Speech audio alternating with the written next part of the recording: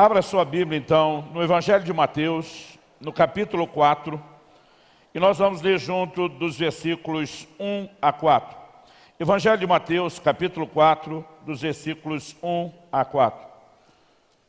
Meu amigo Djalma, eu preciso falar da minha alegria de ter você aqui conosco, compartilhando. São anos caminhando junto, é tão maravilhoso ver o que Deus tem feito na sua vida e tanta coisa temos vivido juntos.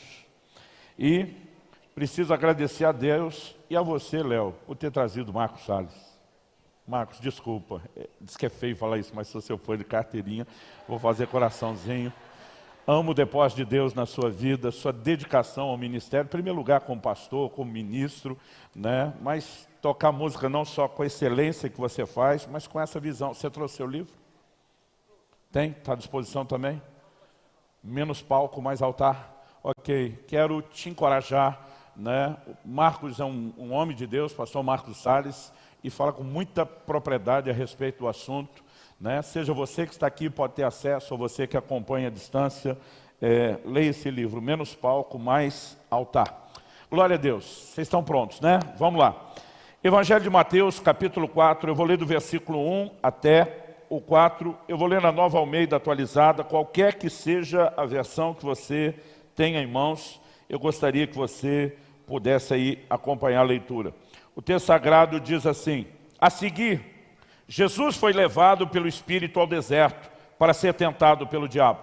E depois de jejuar 40 dias e 40 noites, teve fome. Então o tentador, aproximando-se, disse a Jesus: se você é o Filho de Deus, mande que essas pedras se transformem em pães.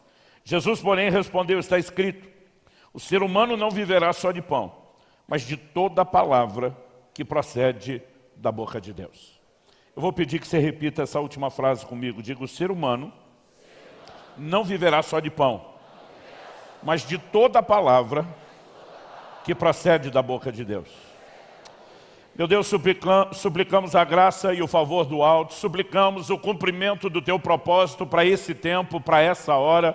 Clamamos também que o Senhor, na Sua graça, nos permita ter mais do que informação, mais do que um discurso ou uma palestra, que a Tua palavra provoque aquele despertamento da fé. Como está escrito, a fé vem por ouvir e ouvir a palavra de Cristo. Oramos que a Tua palavra provoque em nós resposta debaixo da ação do Teu Espírito Santo. Que ela seja vivificada, aplicada de forma personalizada no íntimo de cada um.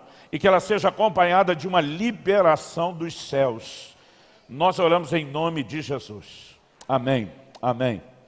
Bom, quando esse texto nos informa que nosso Senhor jejuou por 40 dias e 40 noites, ao fim dos quais teve fome, o que ele sentiu aqui, quando a Bíblia descreve fome, não é o que você e eu costumamos sentir quando adiamos ou pulamos uma refeição. Aquilo tem muito mais a ver com o nosso hábito de comer, tem às vezes a ver com o desconforto, porque algumas mudanças acontecem no seu organismo quando você deixa de comer. Né? Logo no início, quando você deixa de ingerir, né, glicose, principalmente, que vem na forma de carboidrato, que é fonte de energia para o seu organismo, o organismo vira uma chave e começa a buscar energia em outra fonte, glicogênio, normalmente armazenado no músculo e principalmente no fígado. Quando essa segunda opção se esgota e ela não dura muito tempo, seu organismo vira outra chave. Ele vai buscar energia nas reservas de gordura. É a chamada cetose. Você já ouviu falar da dieta cetogênica? Quando alguém deixa de comer glicose, vai mudar sua fonte de energia, vai começar a consumir reserva de gordura, e é o que acontece no jejum. Quando a Bíblia diz que Jesus teve fome, isso significa que as reservas estavam acabando. Que ele estava entrando naquele momento perigoso, onde o corpo caminha para o estado de inanição, de consumo de tecido. Ou seja, a maioria de nós jamais conheceu o que é essa fome real. Eu já tive até agora 3 experiências de jejuns de 40 dias. E eu quero te dizer o seguinte: eu não tive fome. Porque com certeza eu tenho mais reserva que o nosso Senhor tinha. Ele tinha uma alimentação mais saudável que a nossa, caminhava muito mais do que eu, e eu acredito que ele era assim, ó, saradinho, né? Um corpo enxuto, esbelto, e eu não cheguei a esse ponto. Mas as pessoas que já vivenciaram esse tipo de experiência dizem que isso não tem nada a ver com vontade de comer, trata-se de desespero. É nesse momento que o diabo vem tentar Jesus. A tentação não era para necessariamente quebrar o jejum. Quando a Bíblia diz que ele já tinha jejuado os 40 dias e as 40 noites, tudo me parece indicar que ele já havia encerrado o seu jejum. A tentação dizia respeito ao processo de acelerar o tempo de espera para a quebra do jejum. É nesse momento que Satanás disse: se você é filho de Deus, mande que essas pedras se transformem em pães. A tentação não era sobre comer. Jesus poderia comer a qualquer momento. A tentação dizia respeito a como acessar essa comida. E Satanás estava tentando Jesus para que ele deixasse de lado a forma humana como assumiu, né? E lançasse mão de atributos divinos para transformar as pedras em pão. Se Nosso Senhor fizesse isso, a legalidade, né, do seu papel como substituto para a redenção poderia ter sido comprometido. O fato é que, embora a tentação não fosse para comer, ela está relacionada com a comida. E que nenhum de nós se engane. Não penso ser coincidência que o primeiro Adão cai no Éden, sucumbindo a uma proposta que também está mascarada com a questão da comida. E agora o último Adão é tentado exatamente nessa área, embora tenha vencido. Algo está acontecendo aqui, e você percebe que no reino espiritual isso tem uma importância maior do que a que normalmente mensuramos. É no momento em que Satanás oferece um atalho para que Jesus quebre logo o jejum, que ele responde com o texto bíblico. E o que nós temos quando ele diz: o ser humano não viverá só de pão, mas de toda a palavra que procede da boca de Deus, é uma citação de Deuteronômio capítulo 8, versículo 3. Agora guarde isso na sua cabeça, Deuteronômio 8. Porque eu vou citar várias porções de Deuteronômio 8 na nossa conversa.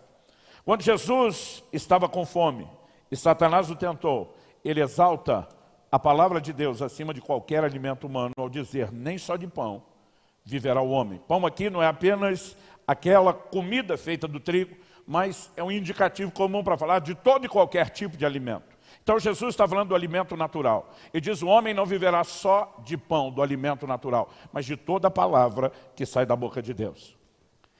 Em primeiro lugar, Jesus sinaliza que existe dois tipos de alimento: o natural e o espiritual. Mas ele vai aplicar questões de fome e saciedade, tanto para um como para outro.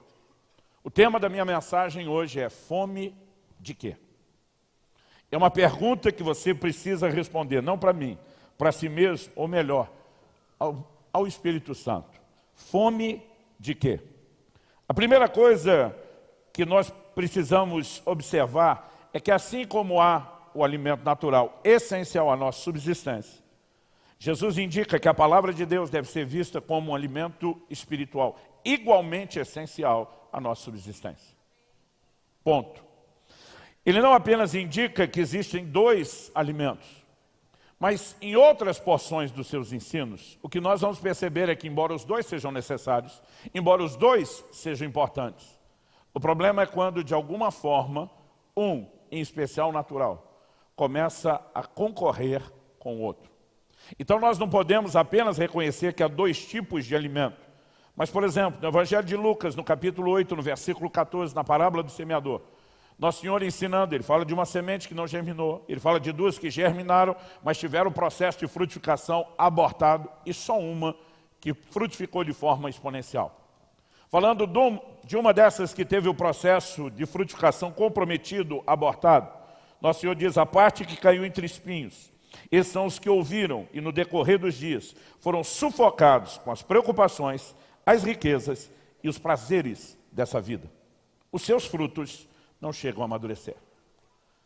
Ele está falando que a palavra de Deus entra na vida de algumas pessoas, mas o processo de frutificação da palavra é abortado, porque tem concorrência. Um dos evangelhos menciona não só que a semente caiu entre espinhos, mas que os espinhos cresceram. Se Deus permitir, esse será o tema da mensagem amanhã cedo: elimine a concorrência. Existe concorrência. Os espinhos crescem e começam a trabalhar para sufocar a ação da palavra. Na hora de interpretá-lo, Jesus apresenta três coisas. Ele fala, em primeiro lugar, das preocupações da vida. Em segundo lugar, dos prazeres da vida. Em segundo lugar, das riquezas. E em terceiro, dos prazeres dessa vida. Como essas coisas podem concorrer? O interessante é que a maioria delas vai ter sempre alguma relação ou algum impacto direto na questão alimentar. Quando falamos de preocupação, qual é a preocupação maior que move o ser humano a levantar da cama todos os dias e trabalhar? Sobrevivência, necessidade de alimento. E muitas vezes são essas preocupações que estão concorrendo com a palavra. Mas quando esse cara rompeu aquele modo de sobrevivência e começou a prosperar, agora ele vai ter preocupações com as riquezas.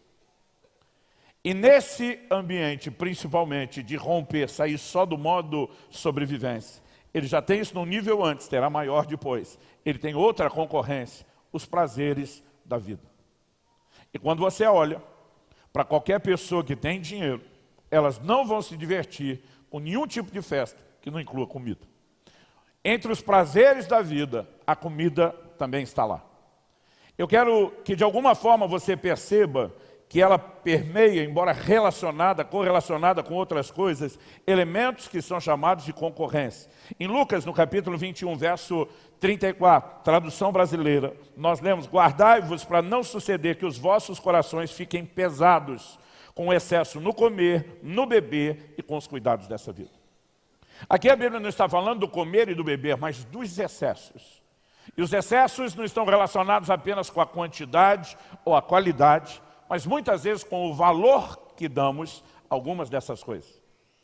Quando eu e você começamos a perceber que há uma ideia de que o alimento natural pode concorrer com o espiritual, e aqui Jesus estava deixando isso claro para o diabo, minha necessidade de alimento natural jamais vai fazer com que a importância e o valor do que é espiritual seja comprometido, seja colocado em xeque. E quando nós começamos a perceber esse desenho, eu acredito que uma visão de cuidado, de vigilância, deveria ser despertada dentro de mim e dentro de você. Muitas vezes nós não percebemos o quanto a supervalorização do alimento pode nos levar, a menosprezar, a desvalorizar as questões espirituais. No Evangelho de João, no capítulo 4, a Bíblia diz que Jesus vem de viagem com seus discípulos e, cansado da viagem, ele para em Sicar, uma cidade dos samaritanos, junto ao poço de Jacó. Jesus está cansado, então ele permanece, os discípulos vão até a cidade para comprar comida. Quando voltam, eles são surpreendidos por verem Jesus conversando com uma mulher. Além de ser uma mulher, o que já feria os padrões deles, ela era samaritana e os judeus não se davam com os samaritanos. Mas Jesus está ministrando a vida dessa mulher. Quando eles chegam, nós lemos em João capítulo 4, do 31 ao 34, o seguinte relato: enquanto isso, os discípulos pediam a Jesus, dizendo: mestre, coma. Eles vão interromper a ministração de Jesus. Quase como quem diz: mais importante do que tagarelar com essa mulher é o Senhor comer. Jesus está ministrando a vida dela. Eles vão lá dizer: coma, o Senhor tem que comer. A resposta de Jesus: mas ele lhes disse: tenho para comer uma comida que vocês não conhecem. Então os discípulos começaram a dizer entre si: será que alguém lhe trouxe algo para comer? Jesus lhes declarou: a minha comida consiste em fazer a vontade daquele que me enviou e realizar a sua obra. Ele está dizendo: vocês se perderam no processo. Comer não é mais importante do que atender essa mulher. A minha comida é fazer a obra daquele que me enviou. E nesse momento ele me enviou a tocar a vida dessa mulher. Como indivíduo ela tem valor aos olhos de Deus.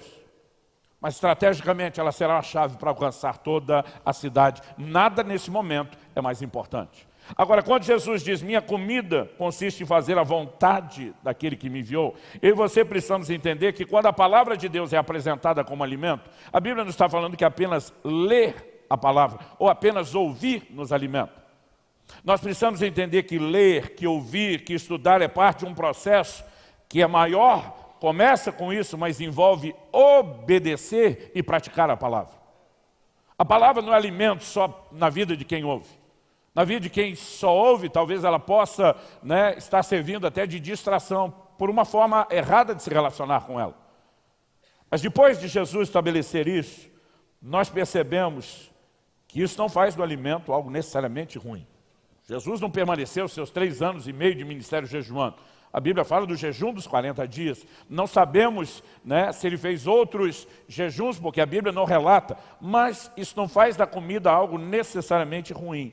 Mas ela precisa ser colocada no seu lugar. Eu falei que eu ia citar várias porções de Deuteronômio 8, então vamos começar com o versículo 10.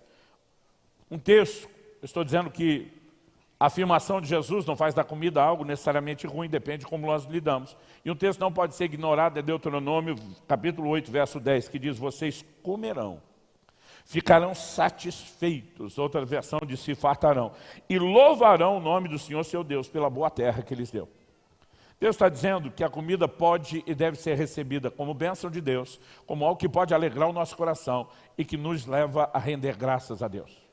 Eu não sei você, mas tem comida que eu não agradeço só antes de comer. Eu agradeço antes e depois, de tão boa que é. Quando Neemias 8:10 nos mostra aquela clássica declaração que a alegria do Senhor é a nossa força, o contexto é comida. Comei carnes gordas, bebei bebidas doces, enviai porções aos que nada têm preparado para si, porque hoje é dia de alegria. Ele estava falando de festa. E é aí que se afirma, porque a alegria do Senhor é a nossa força. Agora, apesar da comida não ser necessariamente ruim, ela pode ocupar um lugar de concorrência com outro tipo de alimento. E aqui eu quero passar justamente para esse segundo tópico, para esse segundo aspecto que merece a minha e a sua atenção. São os elementos fome versus saciedade. A fome é um dos mais básicos instintos humanos. E ela é aplicada de forma alegórica muitas vezes na Bíblia, para expressar um profundo anseio ou necessidade por algum tipo de coisa, que não necessariamente é o alimento físico. Por exemplo, em Mateus capítulo 5, verso 6, Jesus diz, bem-aventurados que têm fome e sede de justiça, porque serão saciados. Fome e sede de justiça, aqui não é de um alimento natural. João 6,35, Jesus afirma, eu sou o pão da vida, quem vem a mim jamais terá fome, quem crê em mim jamais terá sede. Fome e sede aqui não foram aplicados no sentido literal. Assim como no Antigo Testamento, o Salmo 42:2 diz, a minha alma tem sede de Deus, do Deus vivo. Quando irei e me apresentarei diante a face de Deus? Agora, fazendo uso da linguagem da fome, que muitas vezes não fala apenas de alimento, mas de você ser focado, orientado em algo, ou da importância e da necessidade de algo. Nosso Senhor, no Sermão do Monte, de acordo com o registro de Lucas 6:21, diz assim, bem-aventurados são vocês que agora têm fome, porque serão saciados. O termo bem-aventurado deixa claro que ele está falando de algo bom. Felizes. São vocês que têm fome, porque vocês serão saciados. A pergunta é, será que Jesus está falando de fome e saciedade naturais, literais? Alguns versículos depois, no verso 25, acabei de citar o 21, Jesus diz, ai de vocês, que agora estão fartos, porque vocês vão passar fome. Se Jesus estivesse falando de forma literal, nós temos algo bem confuso aqui, que soaria não só bipolar, mas geraria um ciclo, um loop de repetição inexplicável. Então imagine que Jesus está falando literal. Bem-aventurados são vocês que têm fome, porque como consequência serão fartos, saciados, aleluia. Mas depois ele diz, ai de vocês estão fartos, porque vocês vão passar fome. Espera aí, Jesus, eu estava com fome e o Senhor me chamou de bem-aventurado, e porque com isso eu seria saciado. Mas a hora que eu fui, você diz, ai de vocês. Bem-aventurado é coisa boa, ai de vocês é ruim. Ai de vocês estão fartos que vão passar fome. Aí eu que estou saciado, porque antes tinha fome, agora que estou saciado vou passar fome. Então eu volto para cá de novo, e quando eu voltar para cá eu sou bem-aventurado. Mas a hora que eu for saciado eu venho para cá e ai de mim. Não faz o menor sentido você tentar interpretar o que Jesus está falando na perspectiva de fome e saciedade natural. Quem está acompanhando o raciocínio? Então, pastor, do que é que Jesus está falando? Quando ele diz, bem-aventurados são vocês que têm fome, ele está falando de fome espiritual. Marcos 8, na segunda multiplicação de pães, nos mostra que Jesus faz um comentário que o povo já estava 3 dias sem comer. Ninguém queria ir embora, porque queria continuar ouvindo Jesus falar. Eles não estavam só com a fome provocada pelo jejum. Ninguém arredava o pé, ninguém queria ir embora, porque eles estavam dizendo o que ele está falando, ensinando, é mais importante do que o alimento para o corpo. E diz, bem-aventurados são vocês que têm fome. Preste atenção, a fome tem um poder no plano espiritual. Estamos falando de fome pelas coisas espirituais, que você não tem noção. E diz, ela vai te levar à saciedade. Mas quando ele diz, ai de vocês estão fartos, ele não está falando de gente que foi saciado espiritualmente pela sua fome. Do que é que Jesus está falando quando ele vem para o lado de cá? Antes de explicar isso, deixa eu tentar dar um exemplo. Porque na minha geração, as mães eram mais raízes. Atualmente elas estão mais Nutella. Quando era garoto, se a gente ousasse falar para a mamãe que queria comer alguma coisa antes do almoço, alguma havaiana poderia voar na sua direção. Seria quase que soltar um dos 4 cavaleiros do Apocalipse. Porque não se podia comer antes do almoço. Porque mamãe dizia que se a gente se enchesse de bobagem e de besteira, a gente perderia o interesse por aquele alimento, que não só era o mais importante, mas era o mais nutritivo e aquele que nós mais necessitávamos. Agora, quando Jesus diz, ai de vocês estão fartos, ele está falando de gente que se encheu, se empanturrou de outra coisa e não tem fome pelo que ele oferece. Ele diz, vocês podem ter se enganado, estar com um senso de saciedade, achar que não precisa disso, e o que vocês vão descobrir no final das contas é fome. Mas não aquela que atrai a intervenção de Deus. Vocês vão ter aquela que não será saciada, e isso será uma expressão de julgamento. Se eu e você começarmos a entender esse desenho, isso aqui nos leva para um outro lugar de compreensão. A fartura natural, que é a empolgação com as bobagens, com os doces, com as bugigangas, como dizia minha mãe, pode impedir você de acessar ou de valorizar aquilo que é espiritual. Então eu citei antes Deuteronômio 8, eu prometi que estava vários versículos, então vamos cumprir a minha palavra. Deuteronômio 8:10 diz, vocês comerão, se fartarão, louvarão o nome do Senhor seu Deus. Estava falando de quando eles entrassem na terra prometida, que era uma terra que manava leite e mel. Mas olha o que ele diz na continuação, versículo 11, versículo seguinte, vou ler do 11 ao 14. Tenham o cuidado, e aqui vem uma advertência que eu e você não podemos ignorar. Tenham o cuidado de não se esquecer do Senhor seu Deus, deixando de cumprir os seus mandamentos, os seus juízos e os seus estatutos que hoje lhes ordeno. Não aconteça que, depois de terem comido, estarem fartos. Pastor, isso é necessariamente errado? Não, Deus acabou de dizer que seria bênção na vida deles. Mas ele diz, não aconteça que depois de vocês, sendo abençoados, de terem comido, de estarem fartos, depois de haverem edificado boas casas e morado nelas, depois de se multiplicar o seu gado, os seus rebanhos, e aumentar a sua prata e o seu ouro, e ser abundante tudo o que vocês têm, se eleve o seu coração, e vocês se esqueçam do Senhor seu Deus, que os tirou da terra do Egito, da casa da servidão. Ao que eu e você precisamos entender.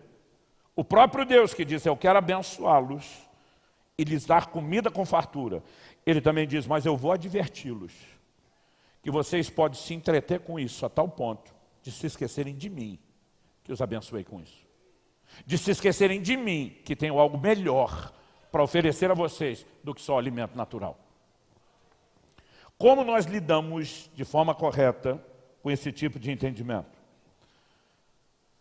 Quando Jesus, na parábola do semeador, fala dos espinhos que concorrem com a palavra, ele não menciona só preocupações e prazeres da vida, que nós vimos estão diretamente ligados à questão da comida, mas ele inclui no bolo as riquezas. Aqui Deus diz, depois de estarem fartos, mas também ele diz, depois de aumentar a sua prata e o seu ouro.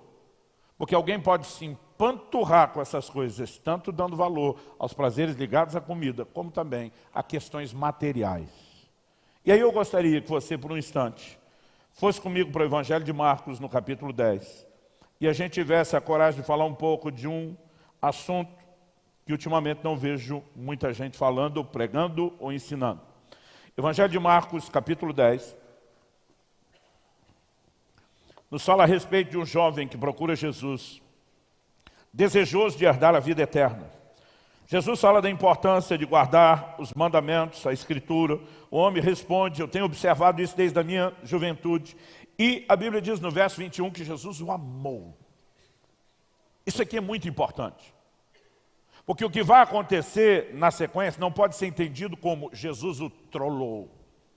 A Bíblia diz Jesus o amou. Ele percebe que esse cara está ensinando algo mais do que a maioria.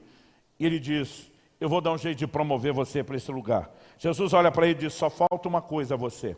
Vá, venda tudo que tem, dê o dinheiro aos pobres e você terá um tesouro no céu. Depois venha e siga-me. Mas o verso 22 diz, ele, porém, contrariado com essa palavra, retirou-se triste, porque era dono de muitas propriedades. Verso 23, então Jesus, olhando ao redor, e Nosso Senhor não perdia uma boa oportunidade de ensinar com o que estava acontecendo. Então, Jesus, olhando ao redor, disse aos discípulos: como é difícil para os que têm riquezas entrar no reino de Deus. E sim, gente, isso aqui está na Bíblia. Verso 24 diz: os discípulos estranharam essas palavras, mas Jesus insistiu em dizer. Quando eles estranham, é como Jesus falasse: eu vou continuar batendo na tecla até que vocês entendam. Jesus insistiu em dizer-lhes: filhos, como é difícil entrar no reino de Deus. É mais fácil um camelo passar pelo fundo de uma agulha do que um rico entrar no reino de Deus. Eles ficaram muito admirados, dizendo entre si: sendo assim, quem pode ser salvo? Jesus, olhando para eles, disse: para os seres humanos é impossível, contudo não para Deus, porque para Deus tudo é possível. Então Pedro começou a dizer-lhe: eis que nós deixamos tudo e seguimos o Senhor. Jesus respondeu: em verdade lhes digo que não há ninguém que tenha deixado casa, irmãos, irmãs, mãe, pai, filhos ou campos, por minha causa e por causa do Evangelho, que não receba já no presente 100 vezes mais casas, irmãos, irmãs, mães, filhos e campos, com perseguições, e no mundo por vir receberá vida eterna. Vamos tentar extrair algumas lições que estão relacionadas com esse assunto de fome e saciedade. Em primeiro lugar, a dificuldade mencionada por Jesus dos ricos entrarem no reino de Deus. Que dificuldade é essa? Do que ele falava? Romanos capítulo 2, verso 11 diz que Deus não faz acepção de pessoas. Então não é Deus que dificulta a entrada do rico. Deus não ama mais o pobre do que o rico. Deus ama a todos igualmente. Então a dificuldade não provém de Deus. Se não provém de Deus, provém de quem? Do próprio rico. Jesus também deixa clara a diferença entre dificuldade de entrar no reino e impossibilidade. Quando ele fala da dificuldade, os discípulos dizem: quem é que consegue? Jesus diz: para os homens é complicado, impossível. Para Deus tudo é possível. Então ele está dizendo: a dificuldade é humana, mas o Deus de todas as possibilidades ajuda qualquer homem que quiser ajuda para vencer sua dificuldade. Então a dificuldade não provém dele, a dificuldade é da própria pessoa, no caso do próprio rico. Mas aí perguntamos: por que muitos ricos têm dificuldade? E aí nós voltamos na história de mamãe proibindo o almoço. Porque encheram a sua alma com outros prazeres, a ponto de perderem a capacidade de ter interesse por aquilo que Deus oferece. Pastor, de onde o senhor está tirando isso? Lucas capítulo 12, verso 19. Quando Jesus fala do rico insensato, ele diz que esse homem afirmou: então direi à minha alma, você tem depósito muitos bens para muitos anos, descansa, coma, beba e aproveite a vida. Ele diz: alguém que entra no lugar de fartura, começa a falar para a sua alma: você tem deleite, aproveite. E ele diz: e esse entretenimento gera desconexão com o reconhecimento, ou a necessidade de se reconhecer aquilo que só Deus pode oferecer. Depois de pontuar isso, a gente vê que a história termina com Jesus falando da importância do desprendimento. Os discípulos argumentam que deixaram tudo por causa de Cristo. E Jesus responde: em verdade lhes digo que ninguém há que tenha deixado. Eu não vou repetir a relação toda, vou deixar aqui só tudo. Que não receba já no presente, com perseguições, tem retorno aqui e agora, no presente, no meio de aflições. E diz: e no futuro, a vida eterna. E diz: haverá retribuição. Muitas pessoas olham para isso de forma errada e acham que se trata de merecimento. Então, se você fez, pagou o preço, Deus está comprometido com você e você merece ser abençoado. Nada que vivemos no reino de Deus tem a ver com mérito próprio. É tudo graça. Então, do que significa essa necessidade de desprendimento que Jesus está pregando?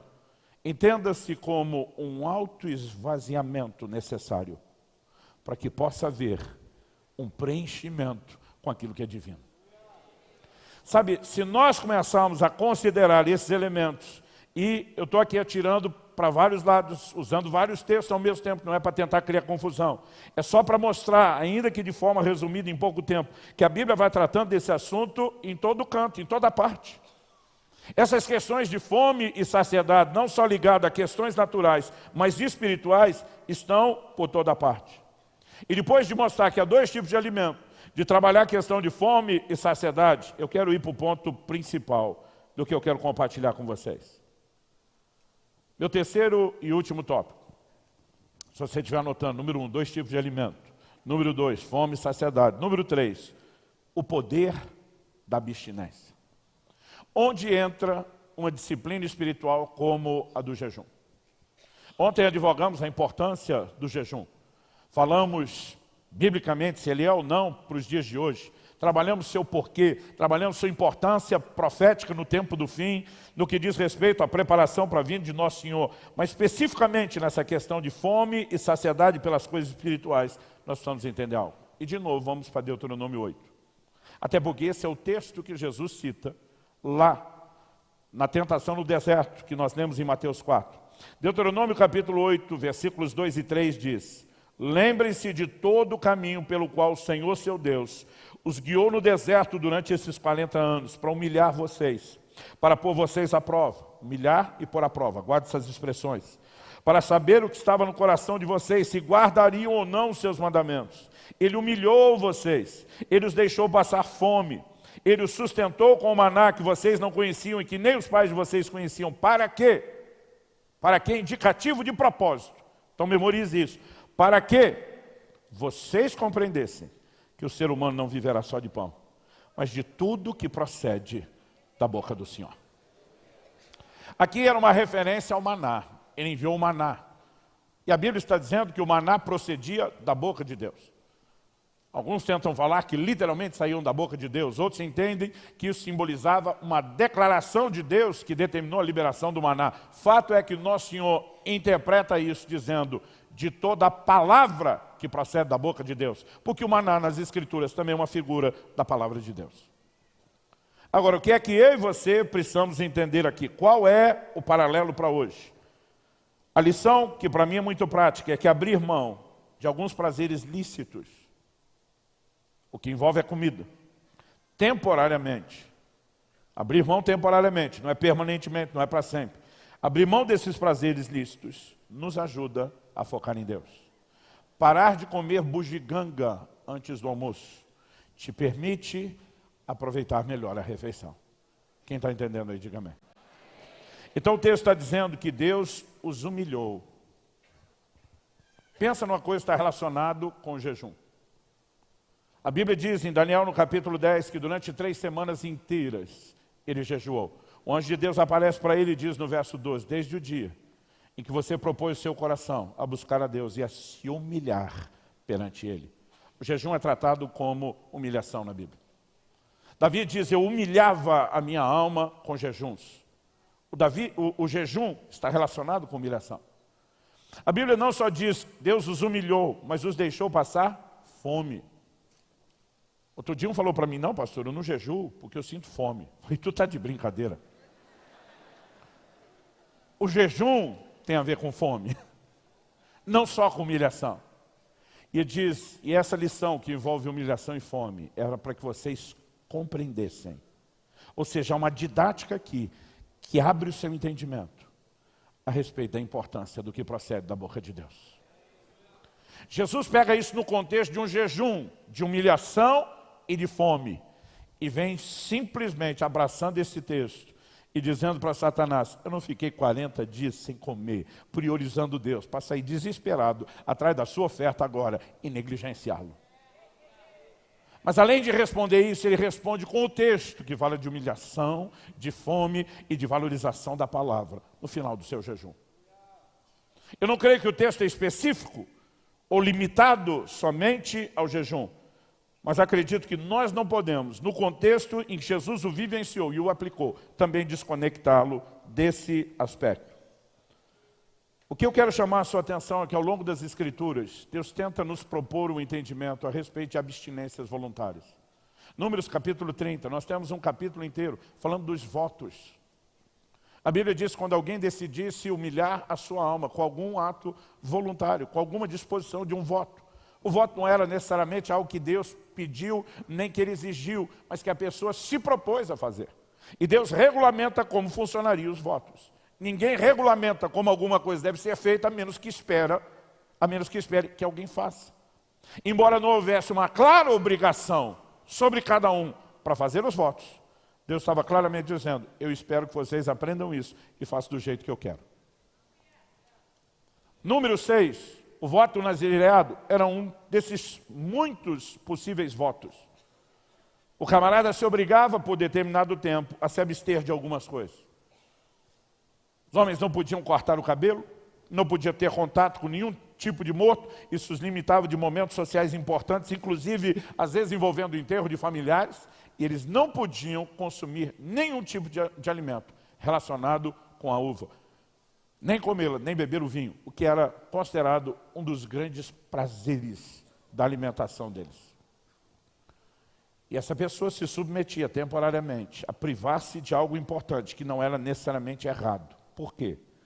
Para compreender que há outros deleites que são maiores do que os deleites do nível humano, mas que muitas vezes nós nos desligamos da percepção deles, porque nos distraímos demais, nos empanturrando com essas coisas.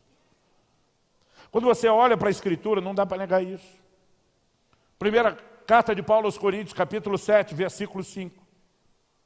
Paulo estava advogando que o casal, não achei que ia chegar esse tempo, mas hoje a gente tem que explicar o casal casado cristão, não deveriam se privar do momento de intimidade física. Ele diz, um não deveria se negar ao outro. Paulo está advogando que tem que ter avivamento nessa área também. Mas ele diz assim, a não ser talvez, por um pouco de tempo, comum acordo, ele estabelece as regras. Ele diz, a fim de vos dedicardes à oração. Para nós cristãos, o sexo não é só para subsistência. Paulo está advogando uma frequência que não é mera questão, né, de multiplicação de filhos, mas ele está advogando algo que é prazer. Mas ele diz que há momentos que você vai dar uma pausa em alguns prazeres da carne para se dedicar a outros níveis de deleites, como da oração. Preste atenção, nós falamos demais de avivamento, de quero Deus, quero isso, quero aquilo, e nós não temos noção do nível de deleite que temos do lado de cá e que temos desperdiçado, porque somos parte de uma geração que supervaloriza esses outros prazeres. Eu não estou dizendo que eu e você deveríamos voltar ao estilo de vida dos antigos, vamos estar num mosteiro escondido de tudo e de todos. Mas de alguma forma, se a gente olha para esse grupo e diz exageraram, a pergunta é, e nós que pregamos o Evangelho, recheado em prazeres diários o tempo todo? Quando Davi diz no Salmo 16, 11, na tua presença, a plenitude de alegria, a sua destra delícias perpetuamente, ele está dizendo que o crente pode viver num lugar de deleite nessa dimensão em Deus, que nada do reino natural poderá se comparar. Mas hoje em dia nós temos o tipo de evangelho que se eu não estou prosperando, eu estou triste, porque Jesus não é suficiente. Se as coisas não estão bem em casa, eu estou triste, porque Jesus não é um prazer suficiente. E nós não percebemos o teor antropocêntrico, egocêntrico, carnal do evangelho que nós estamos tentando promover. E quando se fala de dar uma pausa nessas coisas, parece que você é o herege. Eu vejo grupos que reagem com tanta fúria ao jejum, que eu fico pensando, eu acho que eles não devem acreditar nem que na cabeça deles que é só para a antiga aliança. Eles devem achar que é do Satanás. Porque quando você fala, alguns grupos reagem com tanta ira. O jejum não é para hoje. E não importa se você desconstrói o cara assim, numa aula rápida, né, de interpretação bíblica sobre o jejum. No final ele olha para você e diz, mas não concordo. Aí eu digo, por quê? Me dá uma coisa. Por que não? Ou seja, porque eu não quero. Agora, quando alguém decidiu no que ele quer acreditar e tenta forçar a Bíblia a dizer o que ele quer acreditar, ele já está perdido no caminho. Nós somos guiados pelo que a palavra de Deus diz. Ela determina o que nós devemos acreditar. E Jesus, quando foi questionado por que os seus discípulos não jejuavam enquanto ele estava com eles, ele disse, quando o noivo for tirado, eles vão jejuar. O jejum tem que ser parte da caminhada de todo cristão. Jesus diz em Mateus 6,16, quando jejuardes? Ele não diz se jejuardes. Ele esperava que eu e você fizéssemos isso. Mas se eu e você não entendemos qual é a proposta, o que é que está por trás disso, nós vamos nos perder no processo. Deixa eu dizer algo para você. Quando Deus estava dizendo, através de Moisés, ele os humilhou, ele os pôs à prova, deixando passar fome, porque queria que vocês compreendessem, não significa que a compreensão é automática. Ele propõe um tipo de didática que pode ser útil e eficaz, mas não necessariamente tem resultado automático. Porque é o que a Bíblia diz em Números 11, dos versículos 4 a 6, de uma geração que ficou 40 anos, praticamente, vivendo do maná. O texto diz, e o populacho que estava no meio deles veio a ter grande desejo das comidas dos egípcios. Também os filhos de Israel começaram a chorar outra vez, dizendo, quem nos dará carne para comer? Lembramos dos peixes que comíamos de graça no Egito. Que saudade dos pepinos, dos melões, dos alhos silvestres, das cebolas e dos alhos. Mas agora nossa alma está seca. Outra versão diz, nossa alma definha. E não vemos nada, a não ser esse maná. O que Deus está dizendo, eu quero que vocês compreendam que o que procede da minha boca é melhor do que qualquer outra coisa. Eles olham para aquilo com desprezo. Nós não temos nada a não ser esse maná. O que nós queremos são esses deleites. Ou seja, a proposta de ensino não é automaticamente absorvida se não houver uma atitude de coração correta. Mas o que em 40 anos eles não aprenderam, Jesus liquida essa fatura com 40 dias no deserto. E termina no final dizendo, mais importante do que o pão natural, é o maná, é a palavra, é o que procede da boca de Deus. Eu vou me abster de toda e qualquer coisa voluntariamente, porque eu quero viver nesse lugar. Quem está entendendo, diga amém. Quando Paulo diz em Filipenses capítulo 3, versículos 7 e 8, mas o que para mim era lucro, isso considerei perda por causa de Cristo. Na verdade, considero tudo como perda por causa da sublimidade do conhecimento de Cristo Jesus, meu Senhor. Por causa dele perdi todas as coisas e as considero como lixo para ganhar a Cristo. Agora observe, durante muito tempo eu achava que Paulo estava falando de pecado. O que para mim era lucro, as baladas, os prazeres, as bebidas, o baseado, as festinhas, a prostituição, considerei como perda. Porque eu descobri que isso não tem importância. Não é disso. Paulo diz, eu considero como perda todas as coisas. Não era só as pecaminosas. Nesse bolo estão as coisas boas, estão as coisas lícitas. Mas ele está dizendo, se eu não desprender disso, eu não posso ganhar Cristo. Observe a expressão. Ou eu abro mão disso, ou eu não ganho aquilo. Deus falou muito forte comigo no início desse ano a respeito desse assunto, fome de quê? Virou um dos capítulos do livro.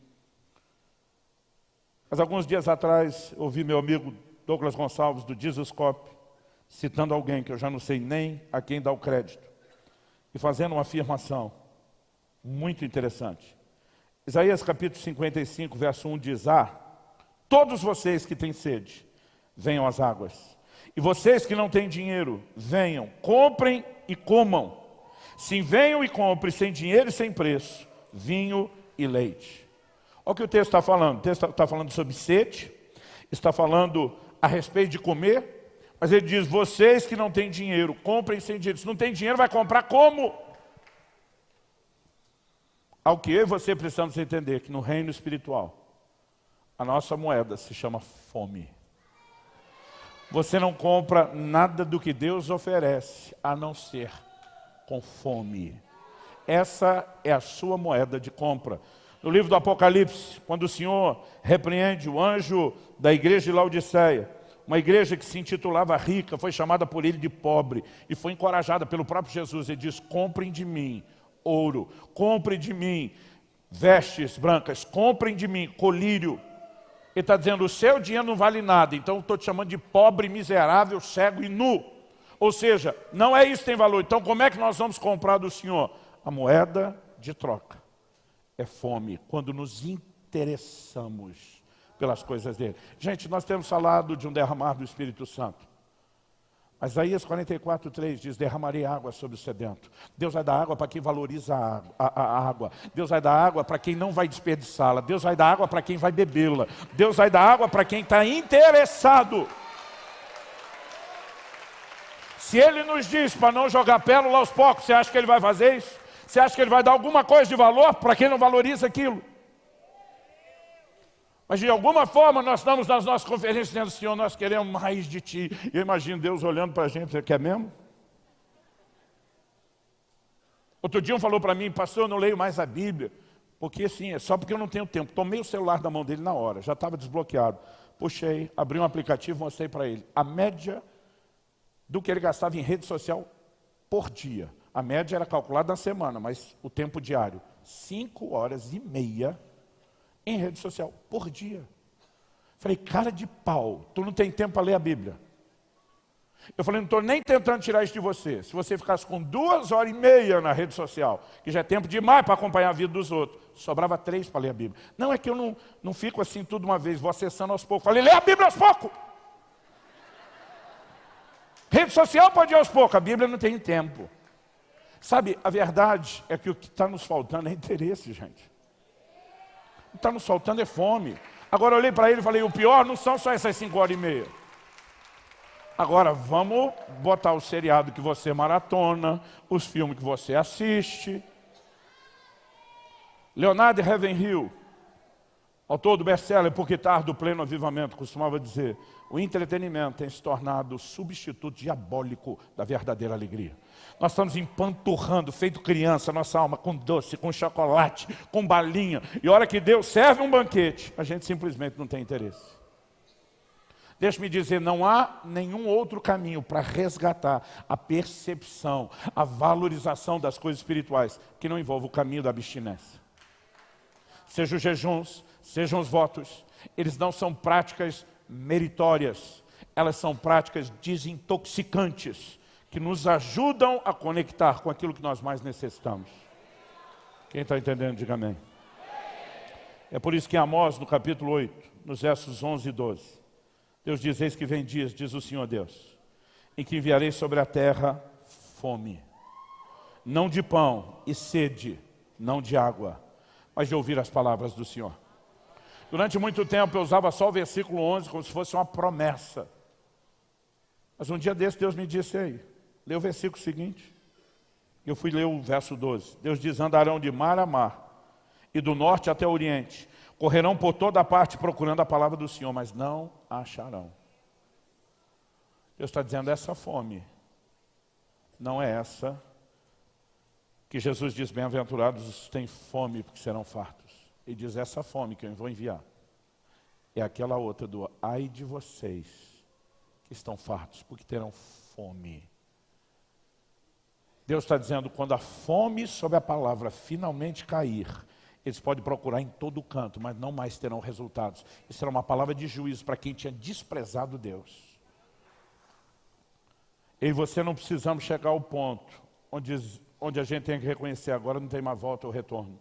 Eu e você podemos mudar o jogo, podemos mudar a história, aqui e agora. Gente, eu tenho dito esses dias, quem jejua, sabe que o centro de gravidade muda. O centro de gravidade da terra puxa para baixo. O centro de gravidade do reino de Deus para cima, buscar a sujeção do alto, pensar nas coisas que são de cima. Quem jejua com frequência e regularidade vai entender o que eu estou falando, as coisas materiais perdem absurdamente o seu valor.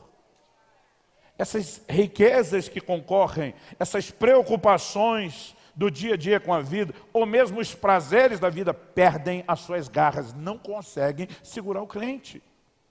É impressionante como, quando você está num jejum prolongado, por exemplo, o seu coração se blinda contra a ofensa.